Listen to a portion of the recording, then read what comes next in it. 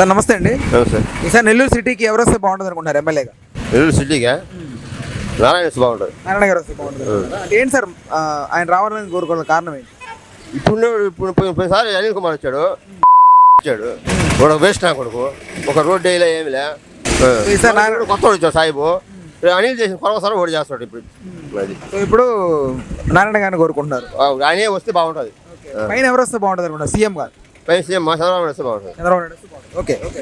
నెల్లూరు సిటీకి ఇంతకుముందు కూడా ఫ్యాన్గా వేసింది, ఈసారి కూడా ఫ్యాన్కి వేద్దాం అనుకుంటున్నారా? చెప్పండి. ఏం చేయలే, ఎవరికొకరికి వేసిందే కదా. ఇల్లు ఇస్తాను చెప్పేసి ఎగదిగిన ఇద్దరు అయ్యి మనిషి వచ్చినప్పుడు ఈడో కాగితం ఇచ్చాడు, ఈడు వచ్చినప్పుడు ఈడో కాగితం ఇచ్చాడా. ఎవరికొకరు బాధ తగ్గడం కదా, ఇంకేమున్నది. అంతేనా? అంతే.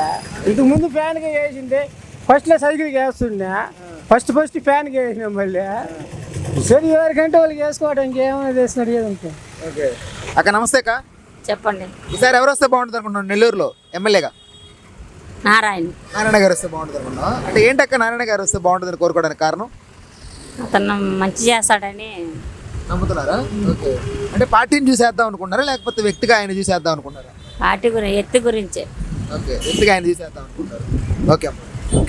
సార్ ఎవరికి వేద్దాం అనుకున్నా? జగన్ వేస్తా. జగన్ వేస్తావా? ఏమే జగన్ కంటే? జగన్ ప్రేమ, జగన్ అంటే ప్రేమ నాకు, అభిమానం. ఓకే. ఆయనకే వేస్తున్నావా? ఎవరికి? జగన్కి. జగన్కే? మళ్ళీ జగన్కి వేస్తావా? జగన్ ఆయనకే వేసేది. ఆయనే గారు పాపం పింఛను నాకైతే లేదు పింఛను. నాకు పింఛనే రాసినా కూడా ఇలా. ఎందుకు ఇవ్వలేదు? ఏమో నాయన ఆయన అడిగితే ఏమో కావాలా ఇవి కావాలా అని అన్నాడు. నాకు ఇల్లే లేకపోయా, వాకిలు లేకపోయా.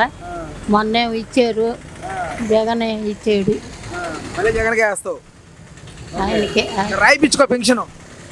రాపిస్తున్నాను నాయన, ఇవి రాలేదా? ఆధార్ కార్డు ఇదే అని అంటున్నారు. అయితే తీసుకోకపోతే ఇస్తాము అని చెప్పి.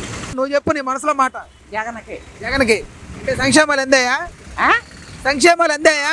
పథకాలు ఎందాయా లేకపోతే ఎట్లా? మాకు ముసలాళ్ళు పథకం ఇస్తారు, పింఛన్. కాదమ్మా అదే పెన్షన్ 45 ఏళ్ళు అన్నీ ఎందాయి. సో ఈసారి జగన్కి వేద్దాం అనుకుంటున్నావు. ఓకే. ఏ జగన్కి అన్నీ మేలు చేశాడు. మేలు చేసాడంటావా? అన్నీ ఎందాయి అంటావా? అంతే. అంటే ఏమేమి వస్తాయి నీకు? పింఛన్ వస్తుంది, 18,000 వస్తుంది, అమ్మ ఒడి వస్తున్నాయా? అన్నీ వస్తున్నాయి. సో అందుకని మళ్ళీ జగన్కి వేద్దాం అనుకుంటున్నావు. ఓకే సరే. ఈసారి ఎవరికి వేద్దాం అనుకున్నావు ఓట?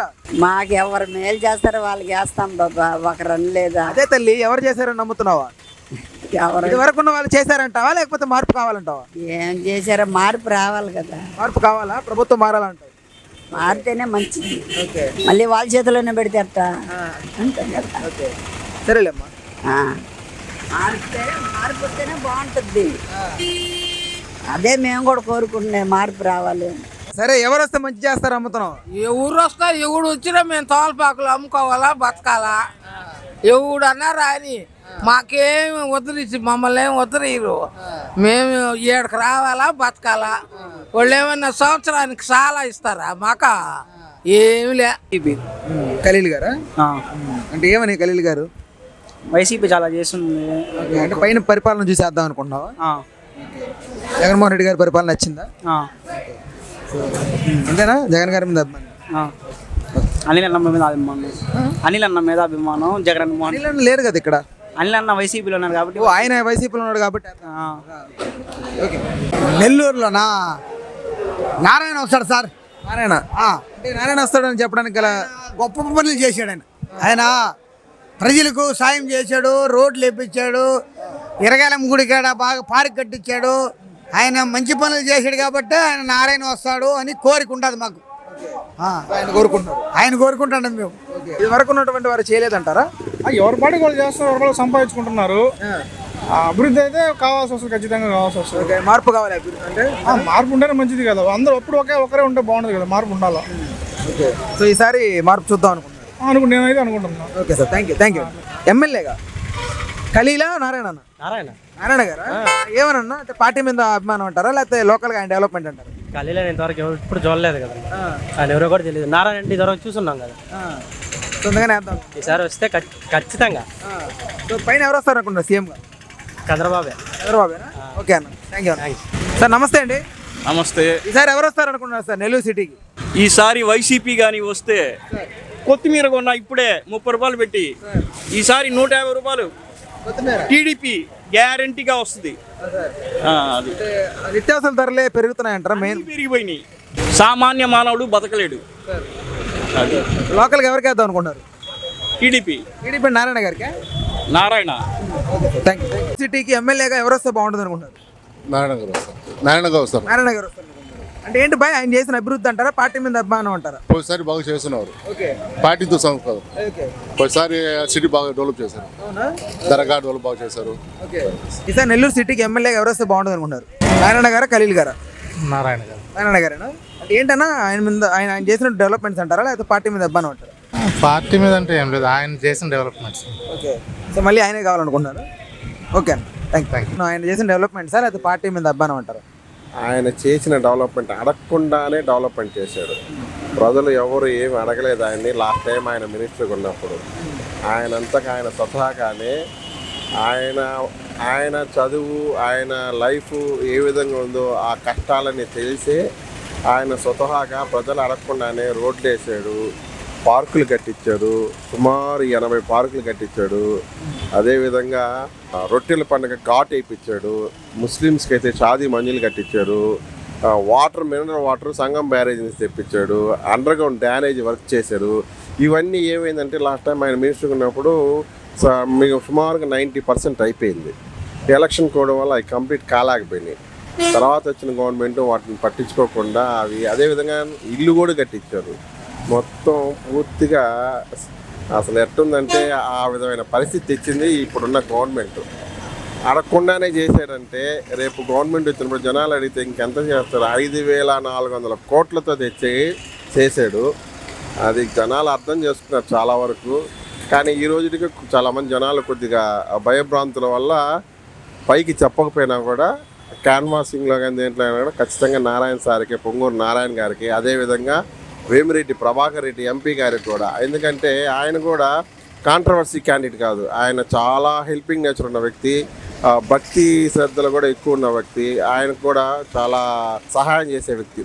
సో వీళ్ళిద్దరూ ఖచ్చితంగా కలుస్తారు. ఓకే. పైన సీఎం నారా చంద్రబాబు. ఎందుకంటే అండి గవర్నమెంట్కి అగైనెస్ట్గా ఏ సెక్టారు, ఏ డిపార్ట్మెంట్ తీసుకున్నా కూడా ఓపెన్గా లేకపోయినా కూడా వాళ్ళ మనసులో ఉన్నాయి. ఉదాహరణకి తీసుకున్న టీచర్స్ తీసుకున్నా, అంగన్వాడీ తీసుకున్నా కూడా, తర్వాత పోలీస్ డిపార్ట్మెంటు పైకి అసలు ఇప్పుడు వరకు పైకి రాని పోలీస్ డిపార్ట్మెంటు వాళ్ళకి డిఏలు అయితేనేమి, వాళ్ళకి సంబంధించిన చాలా ఫెసిలిటీస్ని జగన్ ఏమీ ప్రొవైడ్ చేయలేదు. గవర్నమెంట్కి సంబంధించిన ప్రతి సెక్టార్లో అగైనెస్ట్ ఉంది ఖచ్చితంగా. చిన్న కానించి పెద్ద స్టార్టింగ్లో పాలు పోసిన వాళ్ళు ఇప్పుడు ఏం చేయాలన్నా కూడా రెడీ అయిపోయినారు. సో అదొకటి. రెండోది ఏంటంటే నేను 98% మేనిఫెస్టోలో ఉన్న చేశాను అంటున్నారు. కానీ ఒక ఉదాహరణకి ఒక మనిషిని సీఎం నమ్మాలంటే అమ్మఒడి ఉదాహరణ తీసుకుందాం. 2కి ఇస్తానని వాళ్ళ భార్య ప్రచారం మొత్తం చేసింది. 100 మంది అంటే 2కి ఇస్తానని. ఫస్ట్ రాంగ్ అబద్ధం ఏంటంటే ఒక్కరికే ఇస్తున్నారు. ఆ ఒక్కరిలో 15,000 ఇస్తానని చెప్పారు. ఓకే, 15,000 అందరూ ఓకే అన్నారు. 15,000 తీసి ఫస్ట్ టైమే 14,000, 15,000 ఇచ్చి 1,000 రూపాయలు వెనక్కి తీసుకున్నారు. నెక్స్ట్ ఇయర్కి దాన్ని 14,000 తీసి 13,000 చేశారు. ఆ నెక్స్ట్ ఇయర్ 13,000 చేశారు. లాస్ట్కి అసలు ఇవ్వనే ఇవ్వాలి. దీన్ని బట్టి ఆయన అసమర్థత, ఆయన చెప్పింది నిజమా లేదా, ఆయన మేనిఫెస్టోలో 98% చేశారా లేదా అనేది ప్రజలకు తెలుసు. రెండోది ఏంటంటే ఆయన ఇచ్చేది 10 మంది 10%, చెప్పేదేమో 90%. సో ఇవన్నీ జనాలకు తెలుసు. కాకపోతే ఓపెన్ కాలేక గవర్నమెంట్ ఖచ్చితంగా మారుతుంది. 100% అదైతే వాస్తవం. ఎందుకంటే ఆయన కానీ వస్తే నెక్స్ట్ చాలా ఇబ్బందులు పడతారు జనాలు, చెప్పబడలే. Please do subscribe to Telugu Rajyam channel. Hi అండి, నేను మీ ఆర్పీని, నెల్లూరు పెద్దారెడ్డి చేపల పులుసు ఓనర్ని. మీరు తెలుగు రాజ్యం అనే ఈ యూట్యూబ్ ఛానల్ సబ్స్క్రైబ్ చేసుకుని మంచి మంచి వీడియోలతో వస్తారు. Thank you so much. Hi people, I'm Sonakshi Varma. and you please watch Telugu Rajyam and please subscribe to the channel.